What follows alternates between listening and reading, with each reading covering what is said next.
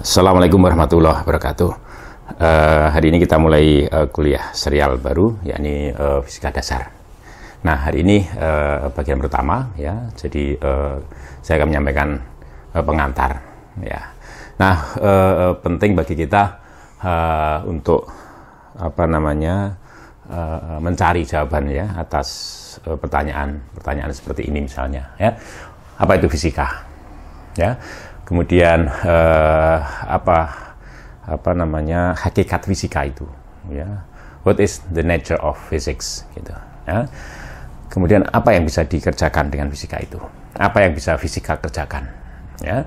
Kemudian masalah atau problema apa yang bisa diselesaikan dengan fisika, dan bagaimana fisika menyelesaikan permasalahan-permasalahan itu, dan seterusnya. Jadi masih banyak pertanyaan-pertanyaan yang akan sangat bermanfaat bagi kita kalau kita mencoba mencari jawabannya secara mendalam. Nah, semuanya agar kita memiliki persepsi dan mendapatkan perspektif yang utuh tentang fisika. Oke, sebelum itu makanya kemudian kita coba, sebelum kita secara serius, ya, nanti membahas, ya, hal-hal, ya, misalnya tentang gerak, kemudian mungkin kaitannya dengan dinamika dan sebagainya, hukum-hukum fisika dan sebagainya, maka kita coba memahami apa itu fisika, ya, lebih jauh, sambil sedikit banyak nanti mencoba menjawab pertanyaan-pertanyaan itu. Good. Nah, apa itu fisika? Saya akan coba menjawab pertanyaan itu, memulai menjawab pertanyaan itu dengan melihat, ini adalah foto matahari kita, jadi tentu saja diambil dengan filter tertentu. Nah, yang menarik adalah, yang akan saya bicarakan adalah keberadaan bercak-bercak ini. Orang menyebutnya sebagai sunspot, gitu, sunspot, ya. Jadi ini dikarenakan temperatur, karena mekanisme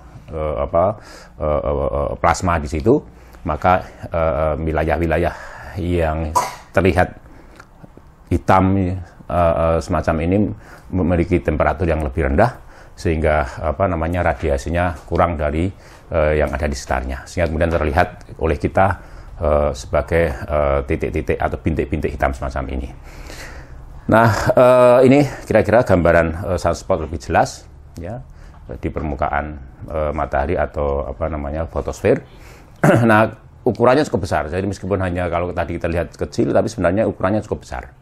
Ya, jadi kalau dibandingkan dengan bumi misalnya, ya, ukuran sunspot ya kira-kira bisa lebih besar daripada bumi kita ini. Good. Nah, ini diambil dengan gambar teleskop inframerah, ya, sehingga ada konversi warna. Sunspotnya ini lebih terang enggak, karena ada konversi warna, ya, sehingga kemudian sebenarnya yang lebih terang adalah wilayah yang lain itu, ini bintik-bintik hitam tadi. Good. Nah, menariknya adalah bahwa sunspot itu menunjukkan, jumlah sunspot itu menunjukkan aktivitas matahari. Ya, jadi ini catatan yang telah diperoleh, ya, tentang kegiatan aktivitas matahari. Ya, nampaknya orang bisa mendapatkan catatan itu mulai dari 1701 sampai dengan, ya, sampai saat ini hanya terpotong sampai di 2013. Nggak masalah, ya. Oke.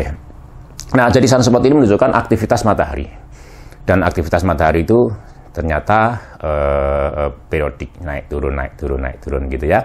Itu. Jadi ini yang terjadi.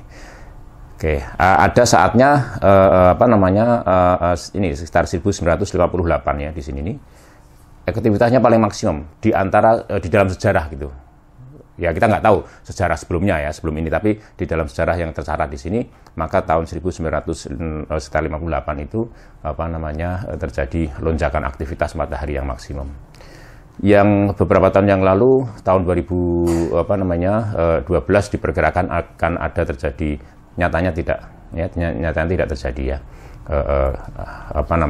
aktivitas maksimum matahari yang waktu itu bahkan sempat ada yang mengatakan dihubungkan dengan mitos Indian, ya, bangsa Indian, Maya atau Aztec, saya lupa, yang katanya adalah akhir dari penanggalan yang mereka rencanakan, gitu, yang berarti katanya sebagai akhir dari alam semesta. Ya, nyatanya sekarang kita sudah sampai ke 2012 20 ya. Good. Nah, kemudian ternyata setelah kita cermati ada yang menarik di sini bahwa dari minimum maksimum kemudian kembali minimum ya, periode aktivitas matahari itu selama sekitar 11 tahun ya. Lihat ini 2010 kurang dari 2010 itu minimum, kemudian 2020 itu juga minimum ya. Jadi sekitar 2009 ya, 2009. Jadi kira-kira 11 tahun. Dan ini bisa dicek untuk yang lain itu seperti itu. 11 tahun itu aktivitas periode aktivitas matahari dari minimum kembali ke minimum lagi, kemudian dari kembali ke minimum lagi dan sebagainya. Itu sekitar 11 tahun. Good. Ini data ya yang terakhir ya. Jadi yang menarik adalah aktivitas maksimum ya matahari itu turun gitu ya. Nah kita lihat di situ bahwa alam penuh. Indah baru mengambil contoh perilaku matahari ya, bahwa perilaku matahari memiliki keteraturan. Nah kemudian kita coba mempelajari keteraturan itu ya, seperti apa keteraturan itu ya, kemudian dirumuskan dalam kaidah-kaidah atau teori-teori. Nah, kemudian kita bisa dengan kaidah atau teori yang kita rumuskan, itu kemudian kita bisa melakukan prediksi-prediksi. Nah, termasuk ini sebenarnya menarik untuk dikaji bahwa aktivitas maksimum matahari itu mengalami penurunan ya. Jadi ya kelihatan ya mulai 1990 maksimum, kemudian sekitar 2002 ya, itu juga maksimum ya, tapi turun ya, lebih rendah daripada maksimum di 1991, 92 ya. Kemudian juga 2014 ya itu lebih turun lagi, ini sekian ini ya, lebih turun lagi. Nah, ini ada apa gitu. Nah, itu juga sesuatu yang menarik untuk dijelaskan ya. Good. Nah, bukan hanya melaporkan, jadi kemudian kita bukan hanya melaporkan gejala semacam ini, tapi bagaimana menjelaskan ya, bagaimana kita berusaha menjelaskan kenapa ini terjadi. Lalu kemudian dengan pengetahuan yang kita punya ya, kita konstruksi hipotesa atau teori. Nah, dari situ kemudian kita bisa memprediksi apa yang terjadi selanjutnya. Oke, tentu menjawab pertanyaan mengapa itu terjadi ya, itu kita berusaha untuk sampai kepada sebab yang paling mendasar terkait dengan masalah ini. Kenapa? Karena dengan sebab yang paling mendasar itu kalau kita bisa memahaminya, maka kita bisa memprediksi lebih baik. Oke, oleh karena itu ya, fisika kemudian kita pahami sebagai upaya ya menemukan pola-pola keteraturan gejala-gejala alamiah dan lalu membingkainya menjadi bagan-bagan berpikir yang runtut ya, berupa hipotesa. Oke. Nah, berupa kaitan-kaitan logis ya antara konsep-konsep tertentu. Ini ya, jadi kemudian bagan-bagan berpikir itu digunakan untuk memberi penjelasan tentang gejala-gejala alamiah yang kita amati, kita observasi ya. Kemudian juga memprediksi gejala-gejala alamiah ya, misalnya prediksi hasil pengukuran, memprediksi peristiwa yang akan terjadi kalau dilakukan eksperimen dan sebagainya. Lalu juga yang kemudian kita nikmati adalah mengendalikan atau mengatur gejala-gejala alamiah itu. Jadi teori yang ada atau bagan-bagan berpikir tadi ya, itu kemudian digunakan untuk mengatur ya, karena kita sudah tahu perilakunya, kita bisa mengatur perilaku itu sesuai dengan kehendak kita ya. Jadi mengendalikan atau mengatur gejala-gejala alamiah, dan itulah yang kita sebut teknologi. Jadi teknologi sebenarnya adalah hasil dari kemampuan kita untuk mengendalikan atau mengatur gejala-gejala alamiah gitu. Nah, oke. Dalam fisika sebagai contoh ya, bagan berpikir itu dirumuskan ya secara matematis ya, sebagai kaitan-kaitan antara yang menghubungkan struktur-struktur matematis yang mewakili konsep-konsep tertentu ya. Jadi misalnya besaran-besaran, parameter dan sebagainya. Ya, jadi bagan-bagan berpikir itu biasanya dirumuskan, dimodelkan dengan struktur-struktur matematis, objek-objek matematis ya, yang kemudian mewakili konsep-konsep tertentu yang ada di dalam fisika itu ya, misalnya besaran, parameter dan sebagainya. Nah, konsep-konsep itu dimunculkan sesuai dengan kebutuhan Jadi oleh karena itu di dalam perkembangan ilmu fisika itu konsep-konsep atau besaran-besaran yang ada itu tidak muncul sekaligus satu dalam satu kali ya, sekian dalam semuanya dalam satu kali kemunculan, tapi berangsur-angsur sesuai dengan kebutuhan yang memang harus dimunculkan, harus dikenalkan untuk menjelaskan sesuatu begitu. Nah, sebagai contoh adalah spin. Ya, spin di masa Newton belum dikenal ya, kemudian baru muncul di awal abad ke-20 ya nggak salah. Jadi konsep spin itu muncul di sana untuk menjelaskan perilaku elektron misalnya ya. Nah, kemudian juga tentu saja konsep fungsi gelombang dan sebagainya di zaman Isaac Newton juga belum ada, kemudian dimunculkan dan sebagainya. Jadi selalu ada kebutuhan ya, keperluan untuk memunculkan konsep-konsep itu untuk menjelaskan atau menyusun, mengkonstruksi suatu atau memahami, menjelaskan fenomena yang ada. Nah, suatu kumpulan bagan-bagan pikir yang koheren tentang pola-pola keteraturan gejala alamnya itu disebut teori. Ya. Nah, teori sains ya, kalau dalam konteks fisika ya teori fisika. Jadi fisika sesungguhnya adalah merupakan upaya membangun teori tentang gejala-gejala alamiah. Good. Nah, untuk apa sebuah teori fisika disusun? Terlalu panjang untuk membaca ini ya. Saya akan coba sajikan aja. Saksikan ini sebuah gunung es. Ya. Bayangkan Anda sebagai seorang Eskimo, ya, Anda naik kano, ya, di sekitar gunung es itu. Nah, apa yang Anda bisa alami adalah apa yang ada di atas permukaan air laut itu. Ya. Oke, mungkin Anda bisa menyelam, ya, sebagai seorang Eskimo mungkin Anda memiliki kemampuan, ya, skill, ya, karena memang terlatih oleh alam, Anda bisa menyelam. Tapi sedalam-dalamnya orang menyelam tanpa piranti, ya, tentu tidak seberapa dalam, gitu, ya. Nah, sehingga Anda pun juga bisa mengamati, ya, tetapi tidak keseluruhan. Mungkin mengamati bagian es itu di bawah permukaan air laut, tetapi tidak keseluruhannya begitu. Good. Nah, tapi kemudian Anda berpikir, ya, meskipun apa yang Anda amati itu hanya apa yang ada di atas permukaan air laut, ya, dari gunung es itu, ataupun mungkin sebagian kecil dari yang di bawah permukaan air laut itu, tapi Anda kemudian berusaha untuk mendapatkan mengkonstruksi interpretasi atau model yang itu menggambarkan keseluruhan dari gunung es itu. Ya. Jadi meskipun Anda hanya mengamati apa yang ada di laut ini, jadi pengamatan Anda sebagai seorang Eskimo naik kano di sekitar gunung es itu, dan Anda hanya dapat mengamati di bawah permukaan air laut itu hanya sebagian ini, sebagian kecil ini, tetapi Anda berusaha untuk mendapatkan gambaran utuh tentang gunung es itu keseluruhannya. Nah, teori fisika itu diharapkan mampu memberikan gambaran yang utuh dan rinci tentang keseluruhan sistem, ya, berangkat dari pengamatan yang sangat terbatas dan parsial pada sistem itu.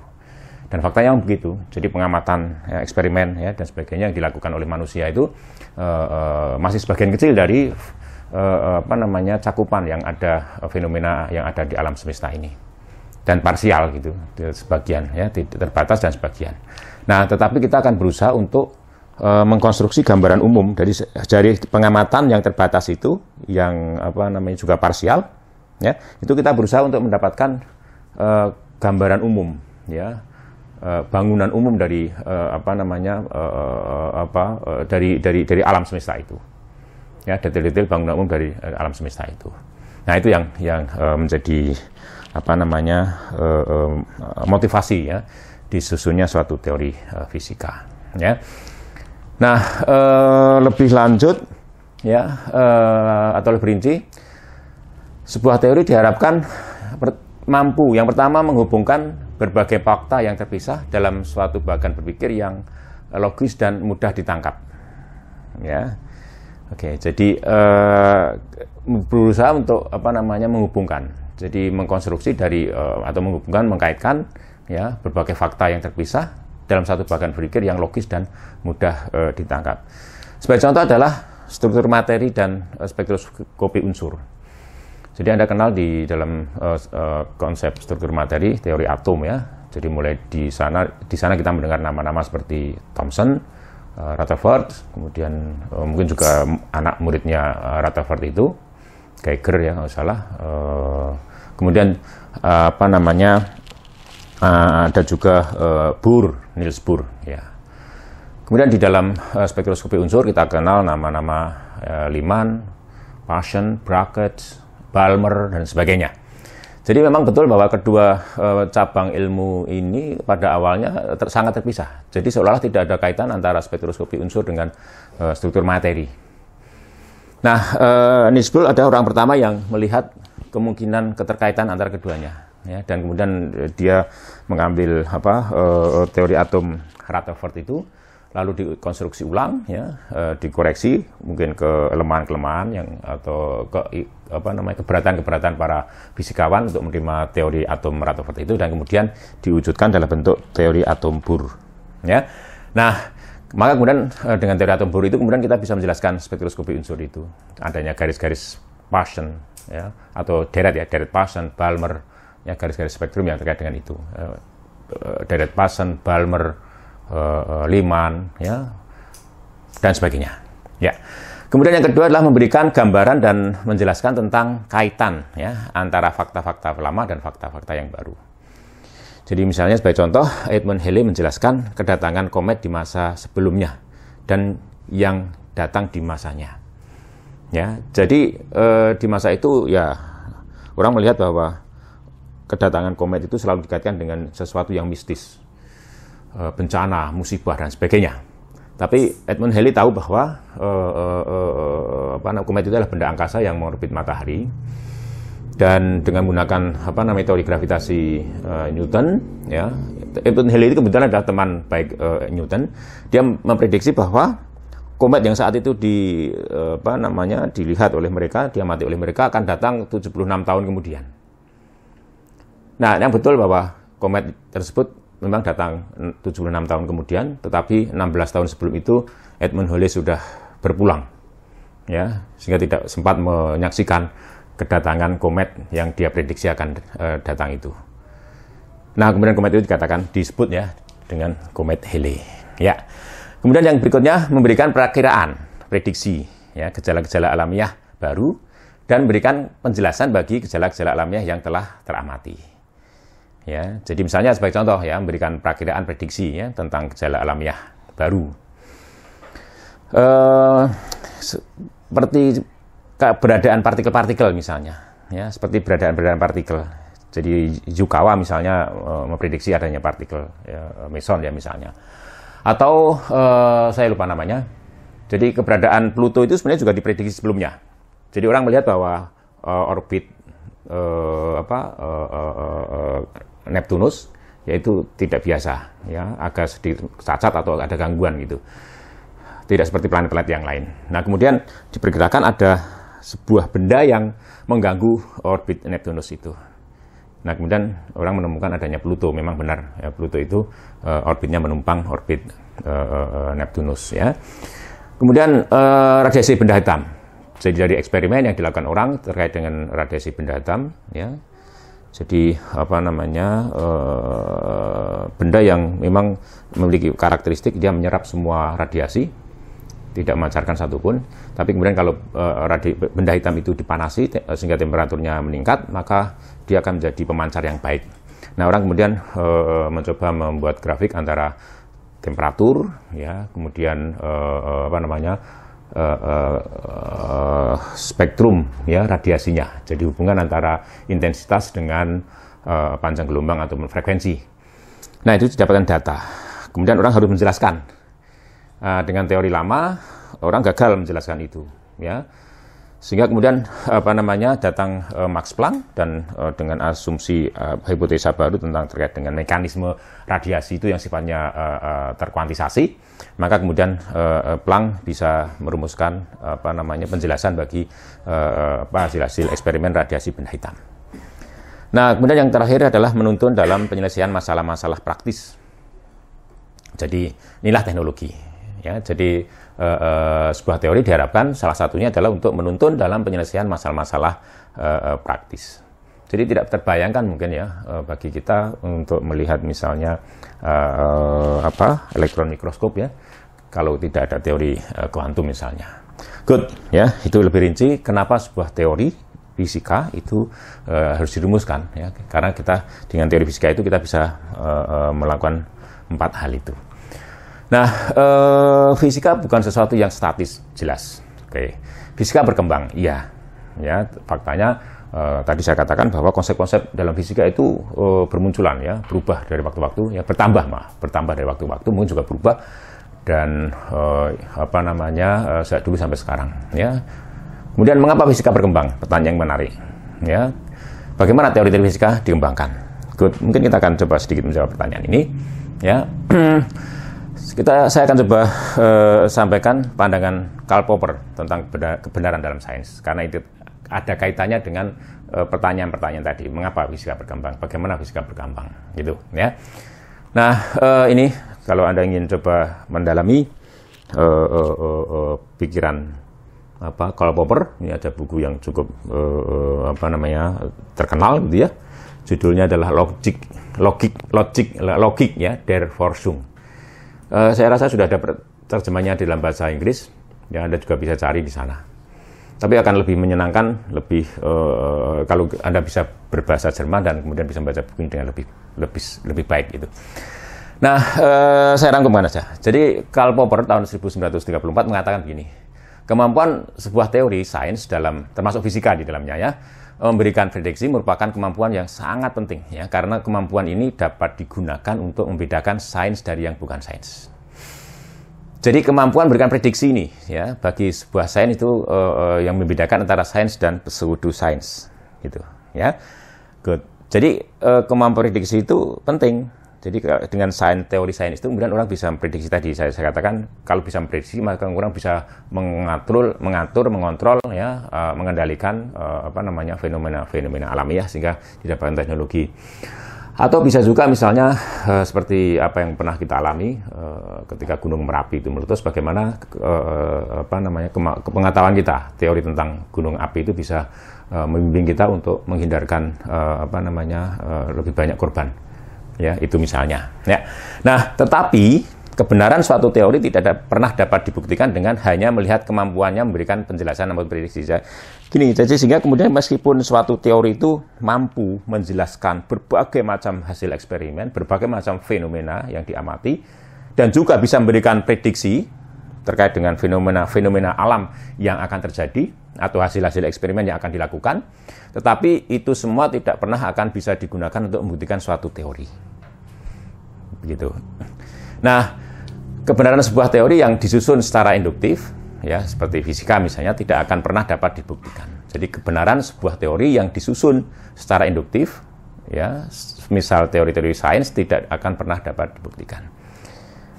Ya, apa yang dilakukan oleh seorang Eskimo tadi sebenarnya adalah bagaimana dia menyusun sains induktif.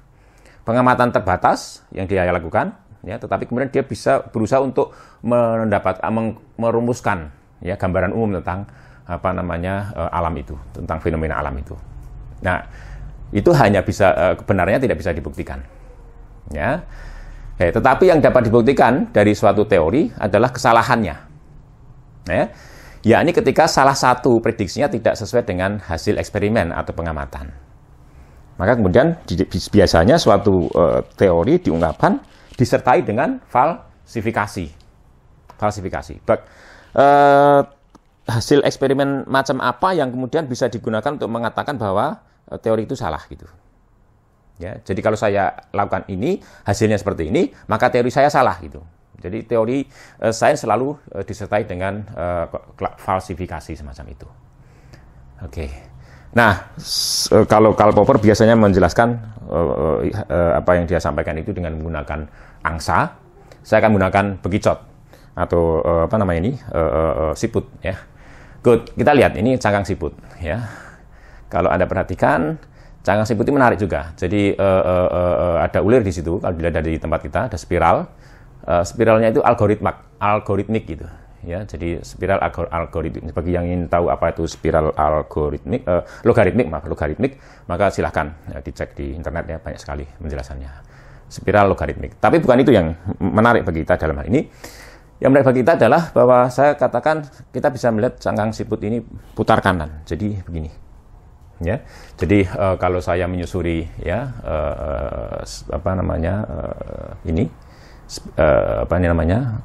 ulirnya ini ya, maka saya akan menuju ke puncak.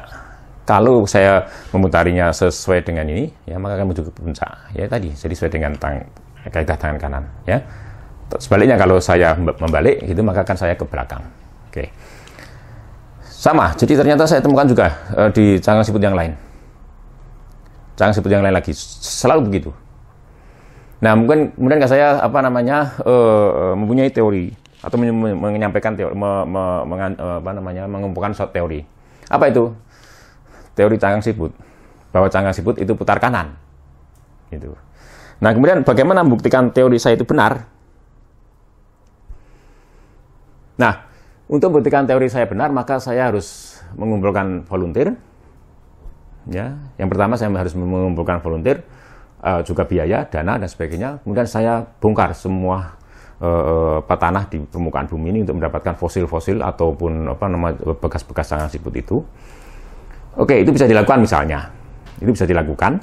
Sehingga kemudian saya mendapatkan bukti bahwa setiap cangkang siput yang saya temukan di dalam tanah itu yang sudah menjadi fosil ataupun yang masih baru tapi sudah tidak dipakai lagi itu putar kanan misalnya.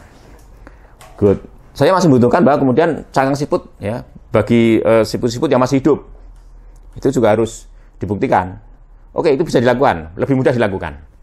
Saya kumpulkan volunteer, saya cari dapatkan donasi dan sebagainya, saya gerakkan volunteer itu untuk kemudian memeriksa semua cangkang siput yang ada di permukaan bumi yang masih hidup.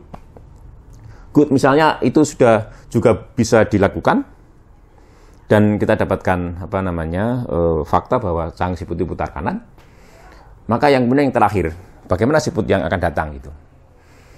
Ya, nonsen dilakukan. Artinya apa? Artinya bahwa untuk mendapatkan bukti bagi teori saya tadi, maka saya harus membuktikan bahwa semua cangkang siput itu putar kanan. Ya. Tapi itu akan sangat sulit sekali membuktikan itu. Tetapi untuk membuktikan kesalahan teori saya cukup mudah. Ya, misalnya Anda jalan-jalan di kebun, ya, atau di sawah, lalu Anda menemukan siput, ya, beserta cangkangnya, dan Anda lihat, oh ternyata putar kiri, ya maka selesailah teori saya. Jadi teori saya terbantahkan oleh itu. Ya, oke. Nah, eksperimen pengamatan berperan sebagai prosedur untuk meraba domain keberlakuan sebuah teori sains. Jadi ketika orang menemukan ya bahwa hasil eksperimennya itu tidak sesuai dengan teori yang ada, maka artinya apa? Bahwa eksperimen yang dia lakukan, cakup fenomena yang dia amati, ya itu di luar domain dari keperluan teori yang ada. Ya, suatu gejala alamiah yang tidak sesuai dengan prediksi atau tidak dapat dijelaskan oleh suatu teori berarti berada di luar domain keberlakuan suatu teori. Ya, jadi eksperimen dilakukan untuk meraba, salah satunya untuk meraba, ya, apakah fenomena yang diamati itu berada di mana, ya, berada di dalam domain teori yang ada atau di luar domain teori yang ada. Oke, maka diperlukan perluasan teori itu menjadi sebuah teori yang memiliki domain yang mencakup lebih banyak gejala alamiah yang teramati. Good. Lalu apakah suatu teori yang lama harus ditinggalkan? Tidak harus. Ya, jadi ketika orang kemudian mendapatkan sekian banyak eksperimen, hasil eksperimen yang kemudian tidak sesuai dengan teori itu, kemudian teori itu diperluas sehingga domainnya mencakup hasil-hasil eksperimen terbaru yang gagal dijelaskan tadi. Artinya orang mendapatkan teori yang baru. Pertanyaan kemudian apakah teori yang lama itu harus ditinggalkan gitu? Tidak harus, ya. Selama kajian yang dilakukan masih dalam domain keberlakuannya, teori yang lama masih dapat digunakan apabila hasil kajiannya dijamin tidak berbeda dari hasil penerapan teori baru. Contoh yang masyhur adalah gravitasi Newton gitu ya. Kenapa orang mahasiswa geofisika tidak perlu belajar gravitasi Einstein? Ya, karena dengan menggunakan gravitasi Newton, ya, para geofisikawan sudah mampu untuk memberikan prediksi berbagai hal terkait dengan struktur di bawah permukaan bumi. Nah, dan hal yang sama tentu saja bisa dilakukan dengan menggunakan teori gravitasi Einstein. Tapi persoalannya adalah ketika orang menerapkan gravitasi Einstein, hasilnya sama, tidak berbeda dari yang orang menggunakan gravitasi Newton. Dan penerapan gravitasi Einstein lebih rumit daripada penerapan gravitasi Newton. Lalu apa manfaatnya orang kemudian menggunakan gravitasi Einstein untuk mengkaji struktur bawah permukaan bumi misalnya oleh para geofisikawan. Nah, itu contohnya. Jadi teori lama masih bisa diterapkan, gitu ya. Alasannya adalah hasilnya tidak jauh berbeda atau bahkan sama, dan juga kepraktisan. Ya, teori lama yang lebih mudah ya untuk diterapkan. Gitu. Nah, apalagi kalau penerapan teori yang lama itu lebih sederhana ya, tadi saya sampaikan. Good. Nah, sains khususnya fisika merupakan satu kesatuan yang tersusun atas 4 komponen. Oke. Nah, ini jadi yang pertama adalah nilai-nilai ilmiah, scientific values. Kemudian yang kedua adalah sikap dan perilaku ilmiah. Sikap dan perilaku ilmiah adalah perwujudan realisasi ya dari ini pemahaman kita tentang nilai-nilai ilmiah itu, atau penghayatan kita terkait dengan nilai-nilai ilmiah. Kemudian sikap dan perilaku ilmiah kemudian itu mendorong keterlibatan kita dalam proses-proses ilmiah. Dari proses-proses ilmiah itu kemudian diperoleh fakta-fakta ilmiah. Dari sains itu atau fisika ya khususnya itu tersusun atas 4 unsur ini. Ya, jadi sains sesungguhnya tidak bebas nilai. Justru sains itu sendiri adalah sistem nilai. Apa itu sistem nilai? Hal-hal yang dianggap baik menurut sains gitu, ya. Dan sikap perilaku ilmiah adalah perwujudan dari tadi realisasi, ya, pelaksanaan dari pemahaman kita tentang nilai-nilai ilmiah apa yang kita anggap baik begitu. Good. Ya, ini kalau persatu-persatu, contohnya ya tata nilai ilmiah atau nilai-nilai ilmiah seperti misalnya longing to know and understanding. Jadi upaya untuk selalu mencari pengetahuan dan pemahaman. Gitu ya. Kemudian questioning of all things, jadi menanyakan segala hal. Jadi di dalam sains menanyakan segala hal itu baik, dianggap baik gitu, apapun gitu. Tidak ada wilayah tabu untuk ditanyakan, itu sains mengatakan begitu. Juga longing to know and understand, ya itu sesuatu yang dianggap baik di dalam sains itu, atau ya. Kemudian mengumpulkan data dan memberi makna dari data-data itu. Jadi orang harus berbicara berdasarkan data itu. Ya, itu scientific. Menurut sains itu sesuatu yang baik. Kemudian menuntut adanya pembuktian. Ya, jadi kalau kita mengungkapkan sesuatu, menyatakan sesuatu, maka kemudian kita dituntut untuk memberikan bukti dari apa yang kita sampaikan itu. Ya, itu sesuatu yang baik menurut sains. Respect for logic. Jadi taat ya, atau istilahnya ya taat logika ya. Ya, jadi artinya yang tidak logik ya ditolak begitu, ya. Good. Nah, ini contoh tata nilai ilmiah, jadi sesuatu yang dianggap baik menurut sains, ya, menurut fisika begitu. Ya. Kemudian berikutnya adalah sikap dan perilaku ilmiah. Ini adalah perwujudan, ya, dari sikap dan nilai-nilai ilmiah tadi. Contohnya adalah curiosity, rasa ingin tahu. Jadi ini adalah perwujudan dari pemahaman kita dari longing to know and understanding tadi. Ya, honesty, jujur. Ya, ini terkait dengan data, ya. Bagaimana kita harus bicara tentang berdasarkan data, tidak boleh bohong, ya. Jujur, honesty, ya. Kemudian willingness to suspend judgment. Jadi kemauan kita untuk menunda keputusan. Artinya kalau sesuatu belum jelas, belum berdasarkan logika yang mapan, kemudian data yang mencukupi, maka kita tidak boleh tergesa-gesa untuk mengambil keputusan. Skepticism, tidak mudah percaya, ya. Jadi dengan apa yang disampaikan orang, maka tadi menuntut bukti tadi sesuatu yang baik, ya. Maka kemudian skepticism itu adalah wujud dari tadi, ya. Kemudian objectivity, ya, dan sebagainya. Jadi itu sikap dan perilaku ilmiah. Oke, nah berikutnya proses-proses ilmiah, ya. Jadi bagaimana Anda bisa terlibat di dalam proses ilmiah itu sebagai wujud dari mendapatkan dorongan dari karena Anda selalu ingin bersikap dan berperilaku ilmiah, maka kemudian Anda harus terlibat di dalam proses-proses ilmiah. Nah, dari proses-proses ilmiah itu kemudian kita dapatkan scientific contents. fakta-fakta, data-data, pengetahuan, teori dan sebagainya.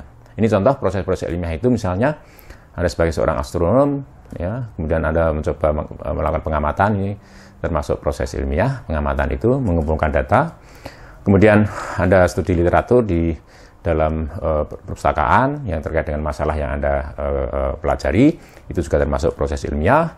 Kemudian Anda kembali ke laboratorium untuk menguji berbagai hal, ya, untuk mengukur dan sebagainya. Maka ini adalah proses ilmiah. Kemudian Anda melakukan perhitungan-perhitungan, ya, baik menggunakan perhitungan manual, ya, analytics maupun komputasional. Itu adalah proses-proses ilmiah, ya. Kemudian Anda sampaikan dalam bentuk seminar, ya, diskusi dan sebagainya, itu juga merupakan proses-proses ilmiah. Good. Nah, dari proses-proses ilmiah itu kemudian kita mendapatkan apa yang disebut sebagai kandungan ilmiah atau scientific contents. Yakni kumpulan fakta-fakta ilmiah yang diperoleh sebagai hasil dari proses-proses ilmiah dan menjadi dasar pijakan untuk proses-proses ilmiah selanjutnya. Jadi kita lihat di situ tidak ada selesainya, ya, tidak selesainya. Jadi hasil-hasil dari proses ilmiah itu yang berupa fakta-fakta ilmiah itu kemudian jadikan pijakan untuk proses-proses ilmiah selanjutnya, ya. Dari proses-proses ilmiah selanjutnya itu akan didapatkan fakta-fakta baru, ya. Bersifat dinamis, berubah dari waktu ke waktu sebagai akibat dari perilaku-perilaku dan sikap-sikap ilmiah serta proses-proses ilmiah. Nah, biasanya ini yang disebut kandungan ilmiah ini yang disebut sebagai sains itu atau fisika. Sebenarnya bukan. Jadi fisika adalah atau sains secara umum adalah gabungan, ya, dari 4 unsur tadi yang saya sampaikan. Jadi satu, sehingga kemudian sains itu berkembang.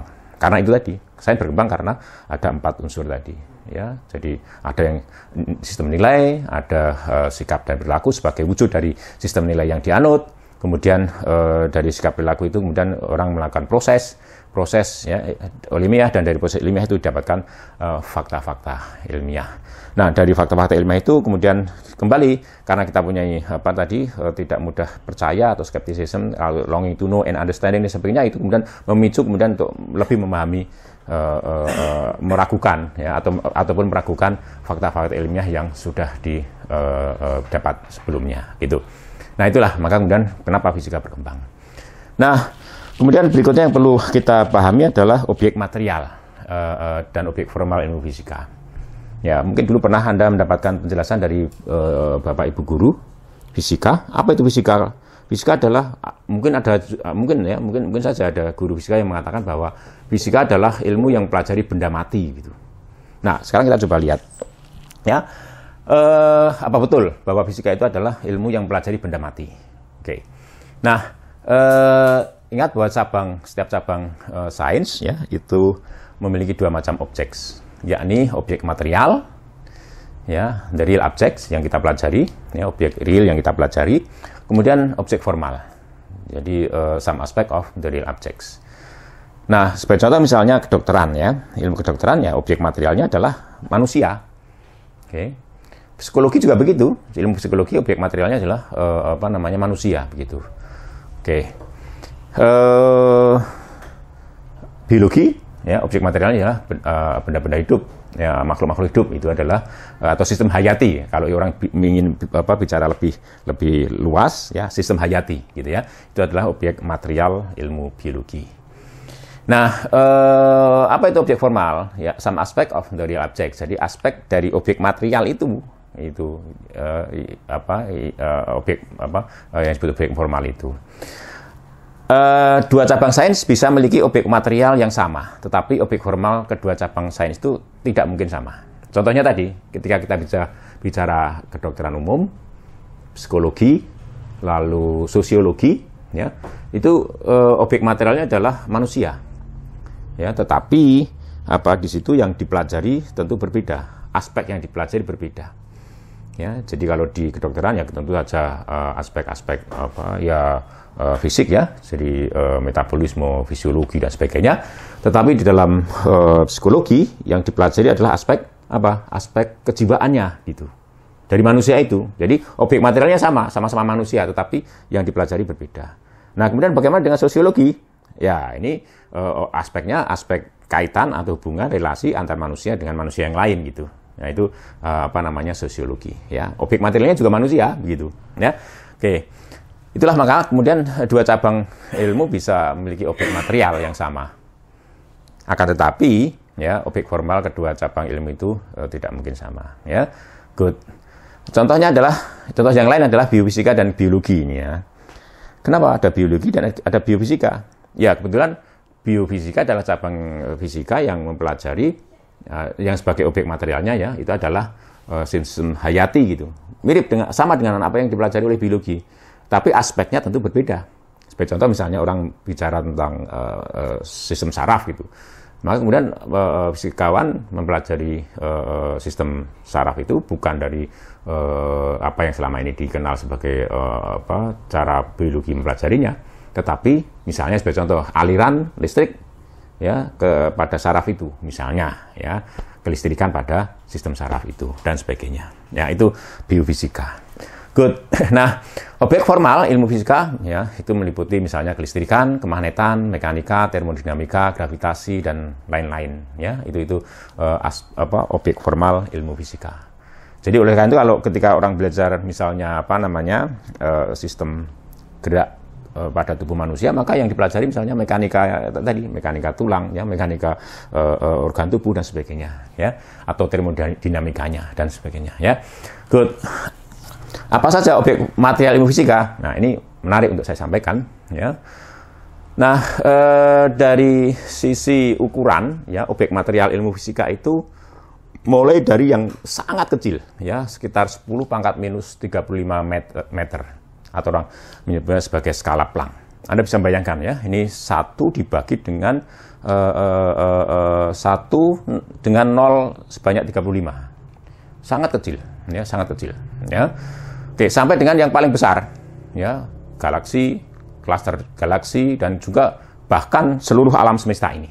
Ya, nanti ada cabang ilmu fisika yang namanya kosmologi yang itu mempelajari dinamika alam semesta ini.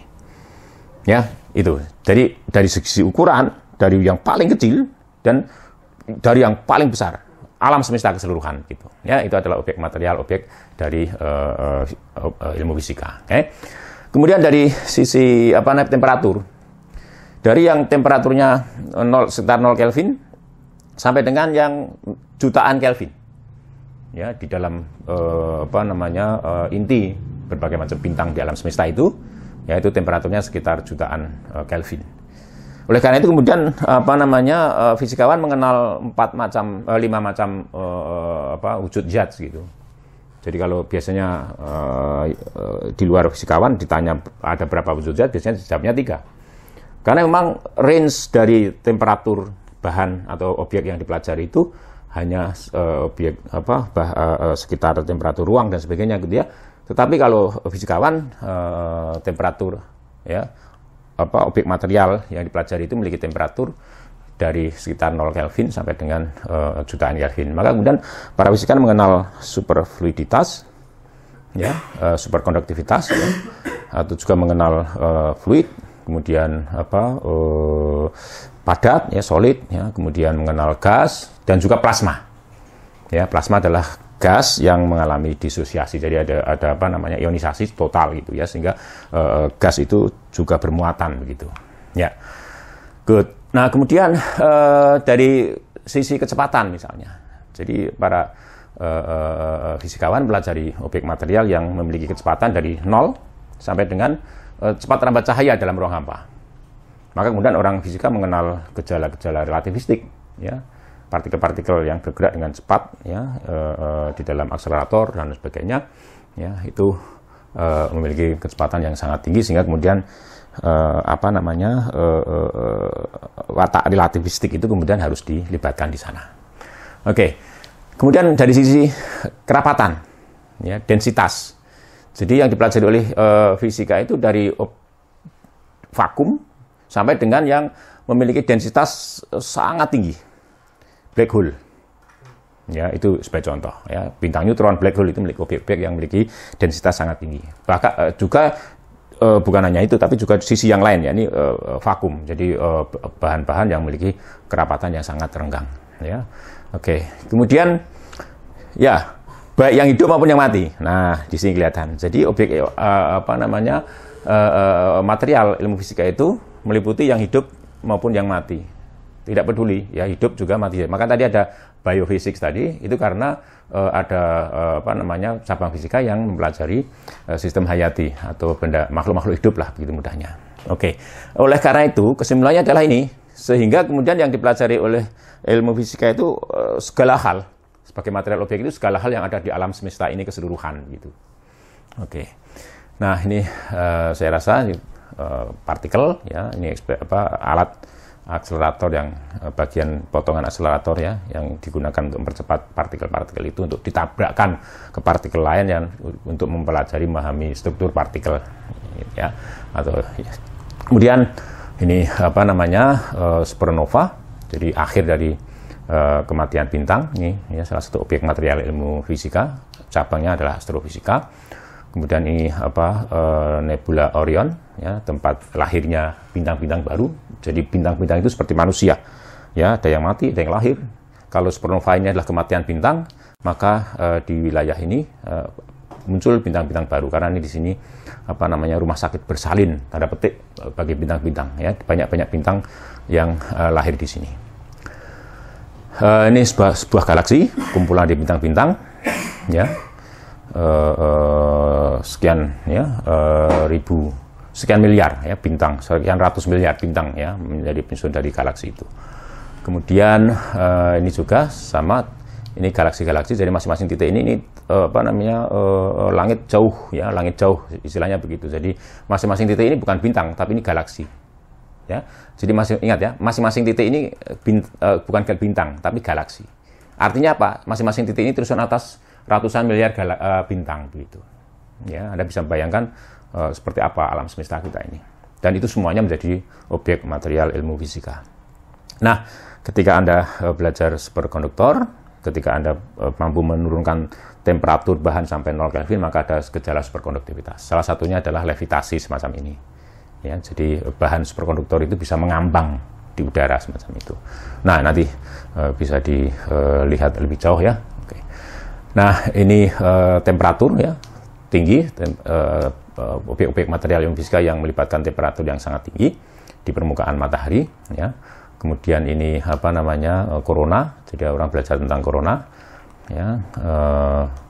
Kemudian ini tadi saya katakan objek material yang memiliki kerapatan yang sangat tinggi, yakni black hole. Kemudian ini bintang neutron.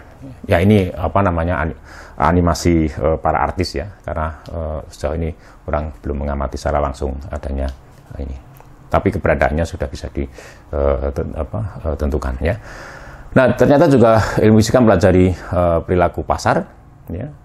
Jadi baik ekonomi mikro maupun ekonomi makro itu dipelajari di dalam ilmu fisika. Maka ada cabang fisika namanya ekonomisika atau econophysics gitu ya. Ya, juga di bursa efek ya. Jadi ada penelitian atau penerapan dari mekanika kuantum misalnya dalam melihat perilaku harga saham ya dan sebagainya, opsi dan sebagainya ada di sana. Oke. Good. Nah, ini yang saya katakan tadi, salah satu terapan dari biofisika gitu ya. Ketika orang harus mempelajari kelistrikan dari sistem saraf itu, atau kemudian membantu para ahli biologi untuk memetakan DNA. Jadi pemetaan DNA yang katanya sekarang sudah berhasil itu banyak sekali dibantu oleh para fisikawan. Oke, jadi ada objek material yang dipelajari, ini hanya gambaran saja. Kemudian ada aspek, itu artinya apa yang dipelajari, dengan sisi mana yang atau dengan apa dipelajari, lalu ini subjeknya. Oke, good. Ini saya rasa ya menggambarkan kegiatan ya. Nah, kemudian di dalam ilmu fisika itu ada dua peran ya.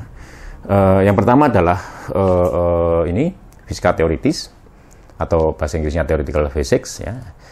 Tugasnya adalah orang yang berperan dalam pengembangan ilmu fisika ya, itu orang ada dua peran di sini. Jadi peran yang pertama adalah peran teoritis. Tugasnya adalah memperkirakan ya, membangun model, memberi penjelasan, merancang peristiwa ya. Jadi memperkirakan itu adalah memberikan prediksi ya, jadi tentang fenomena alam yang akan terjadi atau hasil eksperimen yang akan didapatkan kalau orang melakukan eksperimen. Lalu membangun model. Jadi untuk memberi penjelasan, atau ini teori baru gitu ya, kita menggunakan model itu untuk memberi penjelasan atau interpretasi tentang fenomena alam ya. Kemudian dari model yang dibangun, orang bisa memberikan penjelasan. Nah, kalau fenomena yang terjadi itu gagal diberi penjelasan oleh satu model, maka model itu artinya apa? Model itu, domain dari model itu ya tidak mencakup fenomena baru yang harus dijelaskan. Nah, maka kemudian orang harus membuat model baru. Orang harus mengkonstruksi teori baru yang lebih luas, ya, yang mencakup fenomena-fenomena yang tadi gagal dijelaskan oleh teori lama. Kemudian merancang peristiwa. Oleh karena itu dalam hal ini fisika teoritis, para fisikawan teoritis juga terlibat di dalam perancangan teknologi. Jadi merancang peristiwa itu merancang atau mengendalikan, ya, bagaimana mengendalikan fenomena alam itu agar bisa dimanfaatkan. Oleh karena itu ada bagian dari fisika teoritis yang terlibat di dalam perancangan teknologi baru. Kemudian peran yang kedua adalah fisika eksperimental atau observasional. Ya, di dalam hal ini maka para fisikawan yang mengambil peran ini itu bertugas menguji model atau rancangan yang di atas tadi. Kemudian menjelajahi gejala alamiah untuk mendapatkan fenomena alam, data-data dari fenomena alam baru yang kemudian dilemparkan ke fisika teoritis untuk diberi penjelasan, gitu ya. Kemudian mengumpulkan data-data dan fakta-fakta. Ini juga penting. Jadi data-data baru, fakta-fakta baru yang kemudian itu harus dijelaskan oleh para fisikawan teoritis. Nah, fisika berkembang itu karena ada kerja sama antara kedua peran ini. Kerjasama antara orang-orang yang berperan di kedua, mengambil peran di kedua peran itu, ya. Jadi fisika berkembang begitu cepat, ya, dan pesat, ya, mencapai kemajuan yang luar biasa karena ada kerjasama antara dua peran ini tadi, ya. Di dalamnya ada dua peran ini tadi. Good. Nah, fisikawan teoritis memerlukan matematika yang semakin rumit, ya. Ini bahkan sering terjadi seorang fisikawan teoritis harus membangun sendiri matematika baru guna mencapai tujuannya karena matematika yang cocok dengan keperluannya belum tersedia. Jadi kalkulus contoh yang klasik ya. Jadi apa tujuan Isaac Newton menyusun kalkulus itu? Jadi Newton perlu membuang waktu, kalau nggak salah sekitar 11 tahun katanya, itu membangun kalkulusnya. Itu dalam rangka untuk mengkonstruksi atau memadai teori mekanikanya maupun gravitasinya itu. Ya, sehingga dia butuhkan kalkulus. Ya, saat itu kalkulus belum tersedia, belum ada. Baru kemudian Newton mengkonstruksi kalkulus dan itu kemudian digunakan untuk menjelaskan atau memberi wadah bagi teori yang disusunnya. Oke, ya, dalam perkembangan berikutnya banyak itu terjadi. Jadi misalnya kenapa Einstein harus menggunakan geometri diferensial, geometri Riemann, yaitu karena memang Einstein membutuhkan itu. Nah, biasanya kalau teori-teori baru yang fundamental, yang fenomenal itu biasanya dirumuskan dengan matematika yang baru. Nah, fisikawan dengan eksperimental atau observasional memerlukan peralatan eksperimen yang semakin canggih dan ekstrim gitu. Fisikawan eksperimental atau observasional bahkan harus merancang dan membangun peralatan laboratoriumnya sendiri sesuai dengan keperluannya. Ini salah satu kemampuan yang harus dimiliki oleh para fisikawan eksperimental itu adalah rancang bangun, ya, meskipun secara makro ya, rancang bangun dari alat-alat yang dia butuhkan. Nah, uniknya ada sepanjang sejarah fisika diperlunya alat-alat baru yang ekstrim, fenomenal, itu biasanya selalu diikuti dengan terobosan besar di dalam ilmu fisika. Contohnya adalah ketika Kamerlingh Onnes, ya, dari Leiden, Belanda, itu berhasil mengkonstruksi suatu piranti yang digunakan untuk menurunkan temperatur bahan hingga sekitar 0 Kelvin. Ya, maka kemudian kita mengenal gejala superkonduktivitas. Ya, tanpa ada kemampuan untuk menurunkan temperatur bahan sampai 0 Kelvin, maka kemudian mungkin orang tidak atau belum melihat gejala superkonduktivitas itu. Nah, begitu orang mempunyai alat ekstrim semacam itu, maka kemudian kita mendapatkan terobosan di dalam fisika, yakni teramatinya, disadarinya adanya fenomena superkonduktivitas. Oke. dan yang lain-lain. Jadi seperti misalnya kesadaran kita tentang adanya galaksi itu juga karena kita menggunakan atau Hubble menggunakan teleskop yang fenomenal saat itu. Ya, good. Nah, ini yang saya jelaskan tadi. Jadi gejala superkonduktivitas.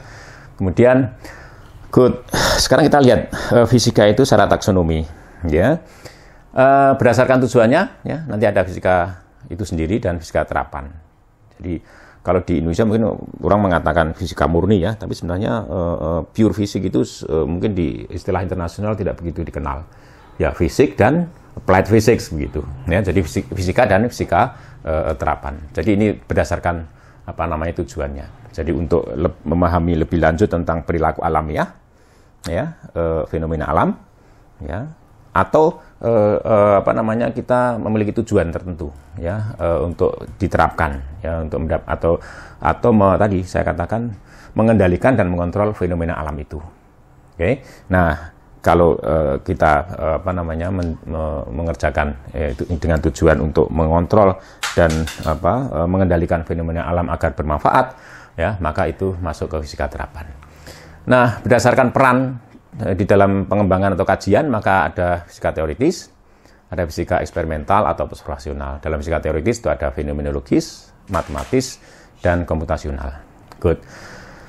Nah, kemudian yang terakhir berdasarkan objek material, ya, maka nanti ada fisika partikel, ya, karena objeknya partikel. Kemudian fisika bumi, geofisika itu karena objek materialnya adalah bumi. Ya. Kemudian fisika atom, fisika nuklir, fisika plasma karena objek materialnya plasma, fisika komputasi karena objek materialnya adalah proses komputasi itu sebagai objek material. Jadi tolong ini dibedakan dari fisika komputasional ya, berbeda. Kemudian fisika material, ya, kemudian ekonomifisika, lalu biofisika. Nah, itu adalah pembagian fisika ya berdasarkan objek material yang dipelajari. Good. Ini kalau dilihat lebih lanjut bagiannya seperti ini. Jadi yang ke atas kuning itu bagian tadi yang disebut murni tadi, kemudian yang di bawah itu terapan, yang coklat itu terapan. Nah, kemudian di dalam kalau dilihat dari depan, begini maka dapatkan gambaran semacam ini. Ya, misalnya di dalam fisika murni ada eksperimental, ada teoritis. Demikian juga dalam fisika terapan juga ada yang bekerja secara eksperimental atau berperan secara eksperimental. Ada juga yang berperan secara teoritis. Oke. Nah, kemudian kalau dilihat ke belakang maka ada pembagian menurut objek material tadi. Ada fisika zat mampat atau fisika zat padat ya, fisika nuklir, ada fisika atom, ada fisika bintang, ada fisika partikel, fisika plasma, geofisika dan sebagainya. Oke, jadi itu kalau dilihat secara bagan ya. Good. Nah, tentang makna dan manfaat dalam fisika. Jadi seringkali orang mengatakan orang belajar suatu cabang fisika kemudian itu kurang bermanfaat. Nah, apa itu sesungguhnya manfaat? Jadi tetapi yang jelas di dalam ilmu fisika atau sains secara umum, motivasi agung dalam pengembangan sains atau fisika secara umum ya, itu adalah rasa ingin tahu, curiosity. Curiosity. Ya.